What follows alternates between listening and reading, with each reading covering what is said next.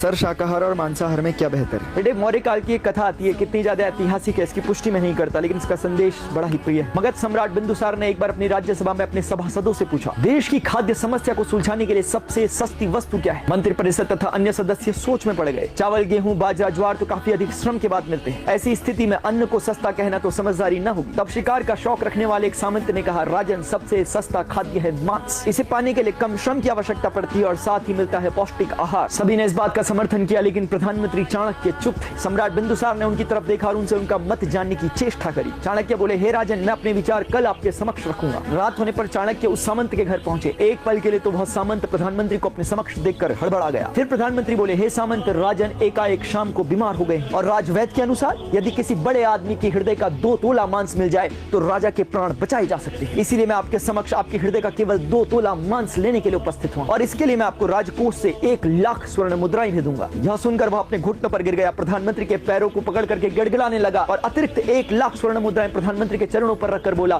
कृपया कर आप किसी अन्य सामंत के 2 तोले हृदय का मांस इससे खरीद ले। इसी प्रकार प्रधानमंत्री पूरी रात बारी बारी से प्रत्येक सामंत से मिले, लेकिन स्वाभाविक रूप से किसी के भी 2 तोले हृदय का मांस उन्हें न मिल पाया। अपितु बदले में किसी सामंत ने 1, 2 तो किसी ने 5 लाख स्वर्ण मुद्राएं दी। इस प्रकार लगभग 2 करोड़ स्वर्ण मुद्राओं का संग्रह कर अगले दिन सूर्योदय के समय राजा के समक्ष चाणक्य प्रकट हुए। सम्राट ने पूछा, यह सब क्या है आचार्य? प्रधानमंत्री बोले, हे राजन, यह केवल 2 तोला मांस खरीदने के लिए इकट्ठी की गई धनराशि है और विडंबना तो यह है कि यह भी अपर्याप्त है। अब आप स्वयं ही विचार करें कि मांस कितना सस्ता है। हे राजन, जीवन अमूल्य है। हम ये न भूलें, जिस प्रकार हमें अपना जीवन प्यारा है उसी प्रकार से जगत के प्रत्येक प्राणी को अपने जीवन से प्यार है। लेकिन फर्क इतना है कि वह अपनी और अपनों की हत्या का मुकदमा दर्ज नहीं कर सकता और मनुष्य अपने प्राण बचाने के लिए हर प्रकार के संभव प्रयास करता है। साम, दाम, दंड, भेद, हर नीति का प्रयोग करता है। पशु बोल नहीं सकते, अपनी व्यथा को हमें बता नहीं सकते, तो क्या यह कारण पर्याप्त है उनकी हत्या कर देने का? अब मैं आपसे पूछता हूं, यदि उस जीव को जीवन देने की क्षमता आप में नहीं तो उसके जीवन को छीनने का अधिकार आपको किसने दिया?